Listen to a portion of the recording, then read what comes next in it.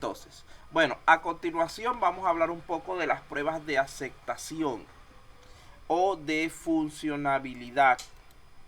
Fíjense que el objetivo de estas pruebas en particular es verificar que el proveedor entendió y desarrolló lo que el usuario solicitó y necesita, debiendo recordar que muchas veces lo que queremos o soñamos es diferente de lo que realmente necesitamos. Por ejemplo, muchas personas sueñan con tener una mansión con piscina, yate, etcétera, y pasan la vida quejándose por ello, pero no se dan cuenta que esto puede no ser conveniente siempre, porque deben tener en cuenta lo que es los problemas, los gastos que ello conlleva para lo que es limpieza, mantenimiento, lo que es los problemas, ¿cómo se dice? Los problemas económicos que esto les puede generar por sus mismos costos que implica, etcétera. Y el mismo problema psicológico de estar pensando en algo más allá de lo que realmente deberíamos querer alcanzar. Entonces, cuando en realidad nosotros lo que, a pesar de querer una mansión con 100 habitaciones, 3 piscinas, un jardín del tamaño de un estadio de fútbol y en la zona más lujosa de la ciudad, la cual además de no poder utilizarla totalmente, nos resulte difícil de limpiar y costosa de mantener.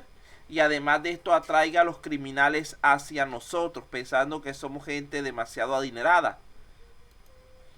Cuando en realidad lo que necesitamos sea un apartamento bonito de 3 habitaciones en una buena zona del país.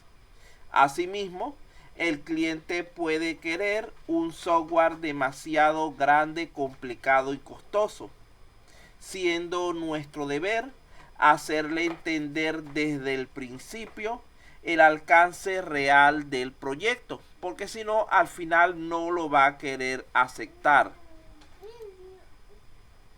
Recuerden que existe una diferencia importante entre lo que es cliente y usuario. El cliente no es obligatorio que el cliente sea un usuario intensivo del sistema. Dicha labor será responsabilidad de los usuarios, por lo que es necesario antes de la liberación del software en el ambiente productivo que el usuario final también lo valide. Vean que el cliente, ¿quién es? La persona que nos paga para construir el sistema. Y el usuario es la persona que realmente lo va a operar. Por lo general es un empleado o un cliente de nuestro mismo cliente con el que estamos trabajando. Entonces, esta es sumamente corta, vamos a revisarla como hicimos con las demás. ¿Qué se evalúa en las pruebas de aceptación? ¿El sistema, los módulos o las funciones? Tema. El sistema, porque hay que probar completo. ¿Cómo es su ejecución? ¿Dinámica, estática o ambas?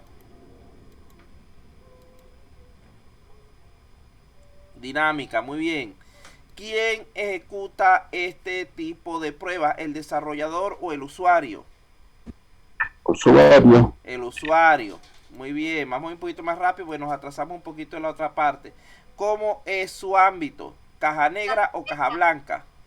Caja negra. Caja negra, muy bien. Porque ¿a quién están orientadas entonces? Usuario. Al usuario, muy bien. Así es bueno que vayan rapidito para no... A los demás, ¿cómo que a los demás? Ajá. ¿Cómo es su documentación? Informal. Informal porque es del usuario. Muy bien. Sí. Vean que podemos pensar en lo siguiente. Fíjense que a medida que esto es como una B. ¿Qué es lo que evaluamos y cuáles son los tipos de pruebas? Vean que a medida que vamos bajando nos acercamos al código, al enfoque del desarrollador. Y a medida que vamos subiendo nos acercamos a lo que es el enfoque del usuario, es decir, a la funcionalidad. Vean que en las pruebas unitarias evaluamos componentes independientes. En las pruebas de integración evaluamos la comunicación. En las pruebas de sistema evaluamos las funcionalidades. Y en las pruebas de aceptación lo que tratamos de validar son los requerimientos. Elena, abre el horno con cuidado y mételo, anda. Entonces esto es algo sencillo de entender. Otro tipo de pruebas que vamos a incluir aquí entre las que vamos a estudiar son las llamadas pruebas de regresión. Fíjense que este tipo de pruebas consisten en la repetición selectiva de evaluaciones para detectar fallos introducidos durante la modificación de algún componente del sistema. ¿Qué es lo que sucede? Supongamos que nosotros estamos probando el sistema. Detectamos una falla cualquiera y la arreglamos. En ese momento se debería activar un proceso de regresión. Hay que sacarlo. ¿No lo puedo sacar? Debe estar caliente, ¿ya no? No, ella tiene eso. ¿Cómo se lo puede Bueno, sacar?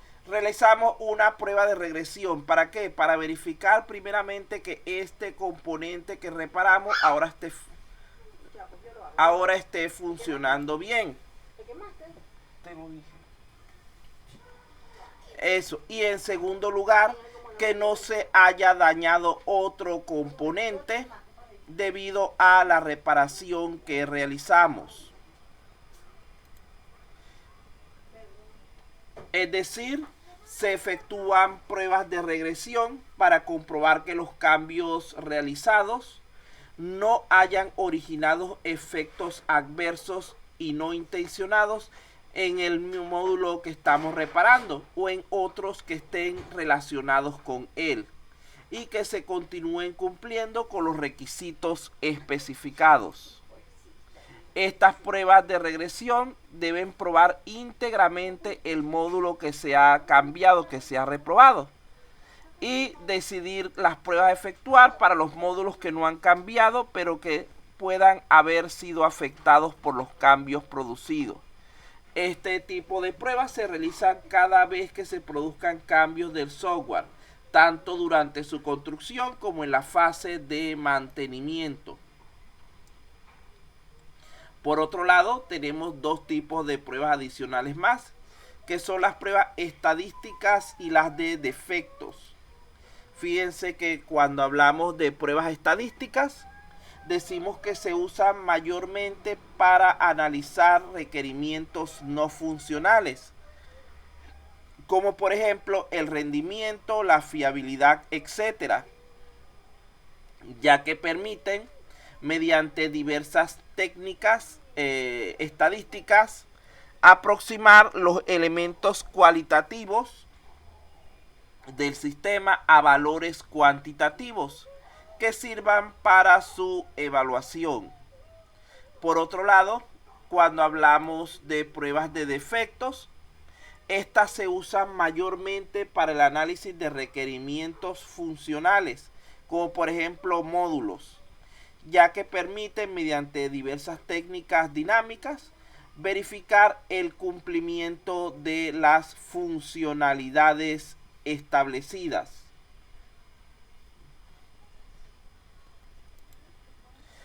Debemos recordar por otra parte que, como dijimos al principio, la prueba total, la prueba exhaustiva del software es impracticable. Es decir, que no se pueden probar todas las posibilidades de su funcionamiento, muchas veces ni siquiera en los programas más sencillos. Por lo tanto, también debemos pensar que no existe un software 100% libre de errores. Nosotros somos seres humanos, somos personas. No hay persona perfecta. El software es creación de personas, de seres imperfectos. Por lo tanto, siempre hay la posibilidad de que tenga algún error. Nosotros podemos llegar a garantizar que, por ejemplo, el software esté en 99.999% libre de errores. pero no es factible garantizar 100% libre de errores. ¿Qué es lo que pasa? Que esto vemos como que es una proporción sumamente pequeña de errores. Uno de cada 1000. De cada 1000 no, de cada 10.000. Pero ¿cuántas operaciones no hace el software durante su vida? Millones. Eso quiere decir que esa mínima probabilidad puede generar en cualquier momento un error que lo hayamos omitido. Por ello es necesario planificar y diseñar adecuadamente pruebas que nos permitan poder detectar el máximo número y variedad de defectos con el mínimo consumo de tiempo y esfuerzo. Vamos a ver algunas recomendaciones para lo que es la realización de pruebas. En primer lugar, cada caso de prueba debe definir de antemano el resultado de salida esperado, el cual se comparará con el realmente obtenido. Es decir, yo hago mi caso de prueba 1. Ese caso de prueba, para poder construirlo, necesito unos valores de entrada. Vamos a colocar cualquier número aquí. 1, 1, 2, por decir algo. Y debo también pensar en cuáles son el valor o los valores de salida que debería obtener. Voy a colocar aquí un 4 para suponer que fuera una suma.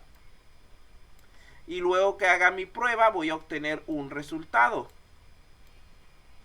A final de cuentas, lo que se quiere es que yo compare estos dos valores y en base a ello pueda decir si la prueba, si el sistema pasó la prueba o no. En este caso no, porque no es un valor. ¿Qué es lo que pasa? No puedo decir que si la prueba falló o no, porque realmente si el sistema no pasó la prueba, realmente la prueba falló. La prueba que dio, falló no, fue un éxito porque logró detectar una falla. ¿Cuándo decimos que la prueba falla realmente? Cuando el sistema tiene algún problema, hacemos la prueba y no podemos detectar dicha falla. Allí sí decimos que el sistema ha fracasado en la prueba. Pero si nosotros hacemos la prueba y lo que falla es el sistema, estamos entonces ante un caso de prueba capaz de detectar un error, es decir, un caso de prueba exitoso. Por otro lado, el programador debería evitar probar sus propias aplicaciones, ya que, como les dije hace rato, él desea consciente o inconscientemente demostrar que funcionan sin ningún problema. Entonces allí es preferible buscar un ente externo, por lo menos en todo caso lo que sería el usuario, para que él se encargue de realizar las pruebas. Se debe inspeccionar a conciencia el resultado de cada prueba, para así poder descubrir posibles síntomas de defectos. Al generar un caso de prueba, se deben incluir datos de entrada tanto válidos y esperados como no válidos e inesperados. Vamos a imaginarnos que nuestro sistema fuera un sistema que controlara la temperatura de un determinado proceso, donde nosotros tenemos una métrica, un valor ideal, por decir algo, de 50 grados centígrados. Y le damos una tolerancia de 20, más o menos 20.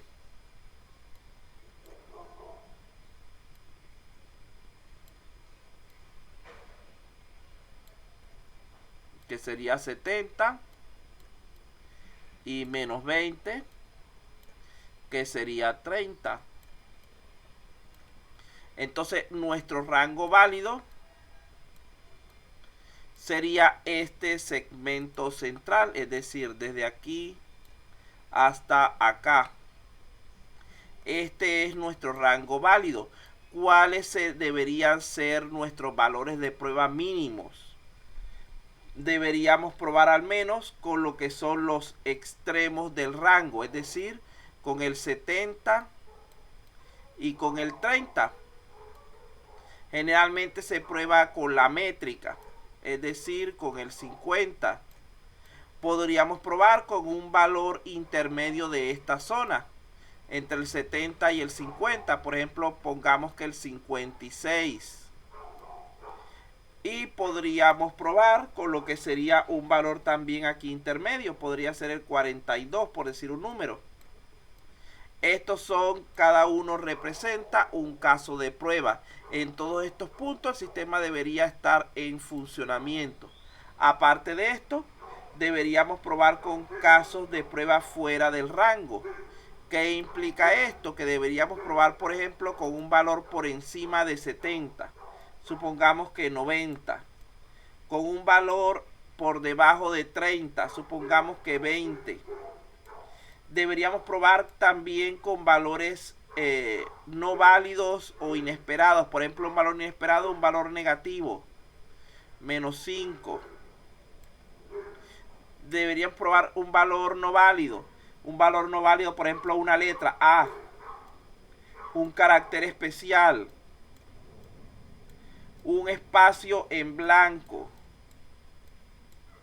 Hay que estar pendiente que el sistema debe ser capaz de validar que con este tipo de valores de caracteres no válidos sean filtrados y descartados, porque ese sistema no es para texto, no es para símbolos especiales, simplemente es para leer valores numéricos.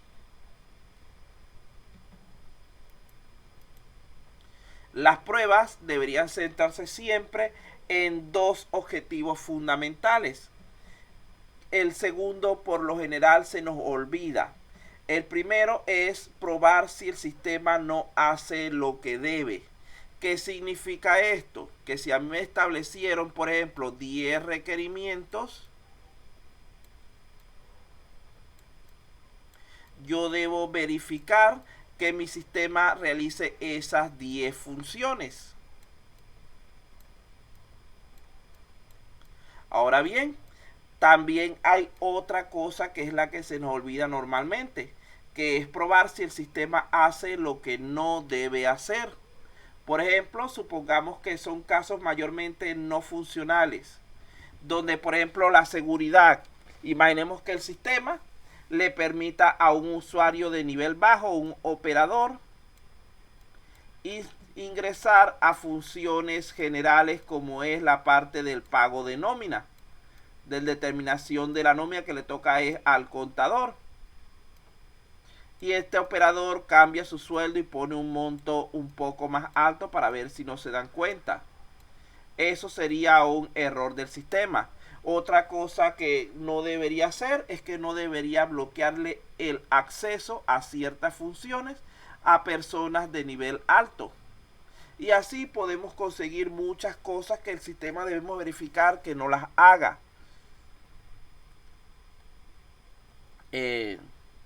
Porque pueden provocar efectos secundarios adversos. Entonces, esos son los dos elementos en los que se debe centrar siempre: en lo que se debe hacer y en lo que se debe evitar. Hay que omitir en lo posible los casos desechables, es decir, los no documentados ni diseñados con cuidado. ¿Por qué? Porque es necesario, por lo general, probar muchas veces el software. Y por lo tanto hay que tener claro qué funciona y qué no. Y si el caso no está bien hecho, no está bien documentado, nos va a generar problemas y pérdidas de tiempo. No deben hacerse tampoco planes de prueba, suponiendo que prácticamente no hay defectos en el programa y por lo tanto dedicándole pocos recursos a la prueba. Recordemos que siempre hay la posibilidad de errores. La idea es tratar de detectarlo lo más temprano posible para darle una solución adecuada. Esto nos lleva entonces a la segunda parte ya de nuestro contenido. Esta tiene más diapositivas, pero es más rápida porque la mayoría son mostrarle información sin tanta teoría, mostrarle formatos. Bueno, vamos a pedirle por allí a nuestra delegada, en este caso la señorita Yulín, que por favor lea lo que está en pantalla. Buenas tardes, profesor. Buenas tardes. Caso de prueba. Es un conjunto de entradas, condiciones de ejecución y resultados esperados. desarrollados para evaluar un objeto particular. Muy bien. Entonces, el caso de pruebas no es más que un formato, ya vamos a ponerlo aquí, no es más que un formato estándar que nosotros realizamos para tratar de reducir, de minimizar los esfuerzos relacionados con la prueba y minimizar también la tasa de error en su ejecución. Fíjense que existen muchos formatos de caso de prueba, ya que su uso es más conveniente en el caso de evaluaciones formales realizadas por expertos, las cuales deben ser documentadas. Existen muchos formatos para tal fin, dependiendo del software a evaluar, del propósito, del tipo de prueba a realizar. Vamos a ver ahora algunos elementos que podemos incluir rápidamente. Vean que debemos primeramente tener un identificador del caso de prueba, es decir, un código. Debemos establecer también la prioridad de esa prueba. Podemos establecerla en forma numérica o en forma textual categórica, baja, media, alta, 1, 2, 3 o el sistema que consideremos más adecuado. Debemos indicar quién diseñó el caso de prueba, cuándo se diseñó el caso de prueba. Recuerden que este tipo de entorno en el que estamos es evolutivo. Nosotros un caso de prueba que se haya construido hace 20 años, lo más probablemente, o hace 10 años, lo más probable es que ya no sea de utilidad, que como mínimo haya que hacerle actualizaciones importantes. Inclusive un caso de prueba que se haya realizado hace un año o hace varios meses, supongamos antes de la pandemia había una forma de probar ciertos elementos, pero ahora después de la pandemia han habido tantos cambios que probablemente ya la forma de evaluar el mismo elemento sea diferente. Por lo tanto, requiere de una actualización del caso de prueba. Ejecutado por la fecha de ejecución, sucede lo mismo. Las pruebas, como dijimos cuando hablamos de regresión y en la mayoría de los aspectos, deben repetirse periódicamente. ¿Para qué? Para comprobar que el sistema aún sigue cumpliendo con las características establecidas. ¿Por qué? Porque como dijimos ya, los sistemas son evolutivos. Van cambiando con el tiempo. Entonces nosotros debemos asegurarnos que en cada momento sea válido el cumplimiento de ciertos requerimientos. Inclusive nosotros no podemos pensar que el sistema es dinámico, que porque el hecho de que está bien hoy, mañana va a continuar estando bien. Los sistemas no son estáticos, son dinámicos. Ellos van cambiando, van evolucionando día a día. Entonces nosotros debemos ir reevaluándolos para verificar que en realidad se esté cumpliendo con las características que necesitamos.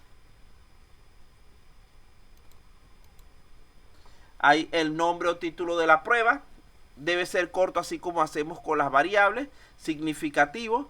Es importante porque por lo general es lo primero y lo único que revisa el usuario cuando escanea la lista de casos de prueba. Después de allí, que ubica el título que necesita, es que revisa los detalles. La descripción sí puede ser más amplia. Simplemente es detallar las características, la configuración de la prueba de manera lógica.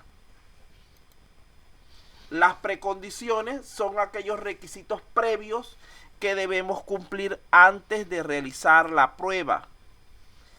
Los pasos de prueba es algo así como un algoritmo, un diagrama de flujo donde expliquemos qué es lo que tiene que hacer el tester. Se recomienda por lo general de 3 a 8 pasos para un caso de prueba.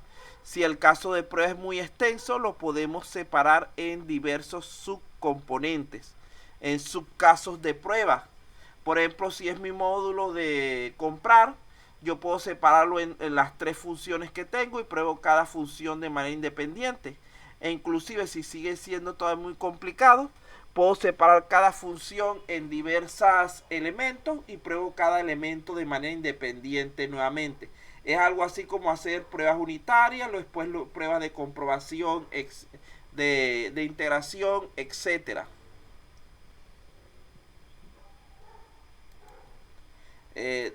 Datos de la prueba serían los valores que vamos a utilizar para nuestro caso en específico. Es algo como lo que le dijo ahorita, ingresamos 1, 2, 3 y esperamos como salida el 6. Ese 1, 2, 3 serían los datos de prueba y el valor 6 sería el resultado previsto.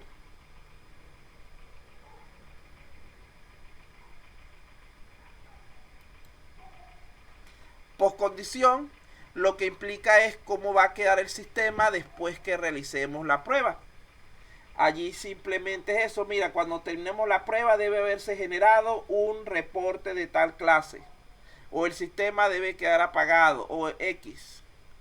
Estado simplemente es la palabra éxito o fracaso, el cual nos indica qué sucedió, cuál fue el resultado de nuestro proceso de prueba. Observaciones, cualquier cosa que hayamos omitido. Requerimientos, tiene que ver un poco con lo que es las precondiciones, es prácticamente lo mismo. Adjuntos o referencias serían archivos y documentos adicionales que necesitemos incluir. La parte de automatización, si contestamos sí, el caso de prueba será de tipo automatizado. Por lo tanto, habría que especificar qué herramienta vamos a utilizar, así como dar algunos detalles o descripciones adicionales de la misma que resulten de interés para la persona que vaya a hacer la prueba. Vean que, como se habrán percatado, este listado anterior es bastante extenso, pero a pesar de ello, de tener muchos elementos importantes, probablemente no incluye otros que puedan ser de gran utilidad, ya que, como les dije al principio, estos formatos variarán de caso en caso, de situación en situación, adaptándose a cada proyecto de prueba en particular. Vamos a ver entonces algunos ejemplos rápidamente, que es lo que nos falta ya para concluir. Lo que pasa es que son unos cuantos. Vean que aquí tenemos lo que sería un modelo simple y bastante informal. Se ve como cargado de información porque no quise hacer varias pantallas del mismo modelo. Este es un modelo, vean que aquí está el código de la prueba. Aquí estoy indicando qué tipo de prueba es. En este caso es una prueba unitaria. ¿Quién la hace? El administrador del sistema. ¿Qué es lo que se quiere probar? Se prueba o algún módulo principal para verificar su correcto funcionamiento individual. En este caso, por ejemplo, se prueba el inicio para probar que funcione correctamente. Aquí hay 5 casos de prueba en este solo formato. Hasta aquí es un solo caso de prueba. Ya este que está aquí es otro. Aquí hay otro. Aquí hay otro.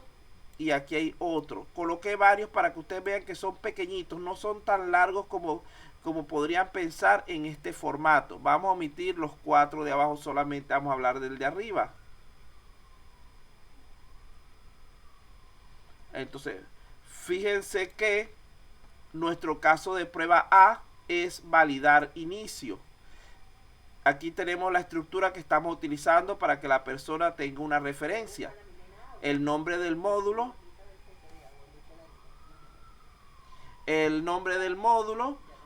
el resultado y la explicación, los detalles de la prueba. Este, por ejemplo, módulo que se probó se llamaba validar inicio. Su resultado a final de cuentas fue satisfactorio. ¿Qué fue lo que se hizo para esta prueba? Se ingresaron 3 usuarios diferentes. 2 registrados, que sería un administrador y un visitante, y otro que no existe en la base de datos, permitiendo el sistema solo el acceso al menú principal de los 2 primeros, los que están registrados, mostrando además sus datos de identificación en la cabecera de la aplicación y redirigiendo al tercero a una pantalla de error para que registrara, o una pantalla de registro para que pudiera registrar sus datos e ingresar. Entonces, vean que tampoco es una explicación, esto se puede hacer también, que queda mucho mejor en forma de un algoritmo o de un diagrama de flujo. Un algoritmo, diríamos,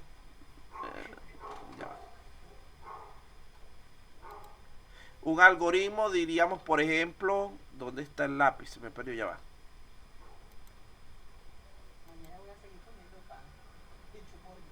Diríamos, por ejemplo, aquí no me permite rayar, ya va. Ya, que esto no me permite, necesito otra cosa que abrir que me permita escribir en el fondo. Allá hace una carpeta.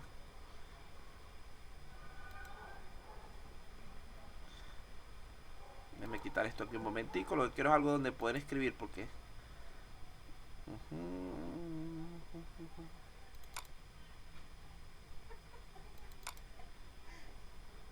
Bueno, no. Escritorio, unidad C. Déjame un segundito. Va. Buscando aquí. Vamos a imaginarnos que aquí puedo escribir. Vean. Repetimos los pasos que están allí colocados. Nos dice, se ingresan 3 usuarios. Quiere decir que hicimos 3 pruebas, una luego de la otra. Vamos a llamar usuario 1, usuario 2 y usuario 3. Esos serían nuestros 3 usuarios. Quiere decir que podrían ser considerados más bien como 3 casos independientes. Dice que el sistema valida lo que es la ID y la contraseña, la clave.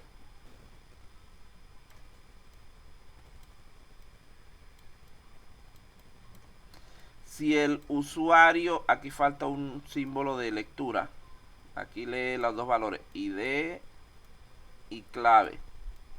Si el usuario es aceptado, lo envía al menú principal. Y allí acaba la prueba porque solamente estábamos evaluando que el usuario pudiera ingresar o no. Si falla alguno de estos valores, los manda a alguna función de error.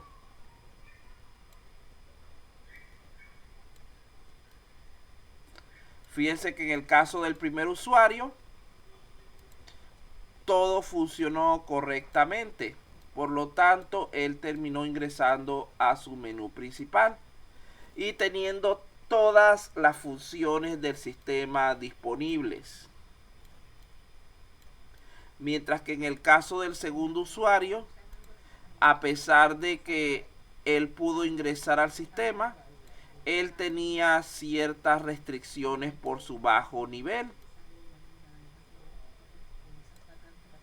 Por lo tanto, él logró ingresar a la pantalla principal, a la menú principal, pero solamente con pocas opciones disponibles. Una y dos. Ve que el otro tiene 5, este le va a poner 2 nada más. La clave, la ID, las valido. Aquí leo ID y leo clave. Y aquí, si hubiera tenido algún problema, lo hubiera mandado a una zona de error que no se dio.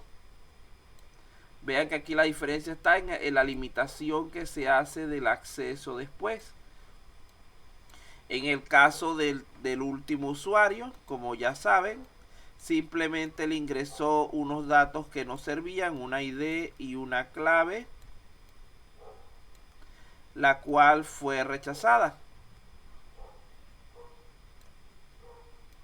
Y llegó directamente a lo que sería una pantalla, un manejador de error, un gestor para el error.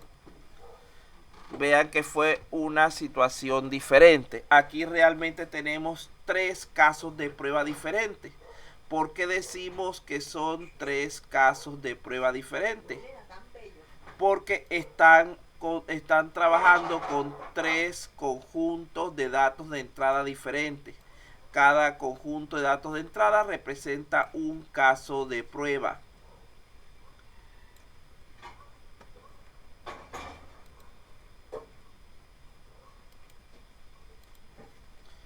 Ahí está. Por aquí tenemos el equivalente, pero para una de tipo de integración. Vea que aquí ya no se habla de una función específica, sino de un recorrido. Por ejemplo, en el recorrido 1, que sería, esto es una prueba, aquí están 3 pruebas diferentes. En el recorrido 1 ingresa un usuario de nivel alto, un administrador, y se le permitió acceder a todas las opciones disponibles. O sea que él pudo pasar de una pantalla a otra, de un menú a otro, etcétera, y todo le fue bien. Ese fue un caso satisfactorio. En el recorrido 2 se ingresó un usuario con menos nivel y el sistema le bloqueó, le deshabilitó ciertas opciones y pantallas. Sería también un caso exitoso. Podrá ser que no era lo que el usuario quería, pero era lo que el usuario debía hacer. Lo que el sistema debía hacer, perdón. Tenemos una prueba de aceptación. Vean que en este caso no se enfoca tanto en lo que es un módulo o un recorrido, sino en la aceptación de parte de una persona. Vean que aquí decimos que hizo la prueba el presidente y dio satisfactorio en cuanto a aceptación. La hizo el secretario de Finanzas y la hizo la secretaria normal. Y en los 3 casos dio satisfactorio porque cada uno pudo realizar las tareas que necesitaba.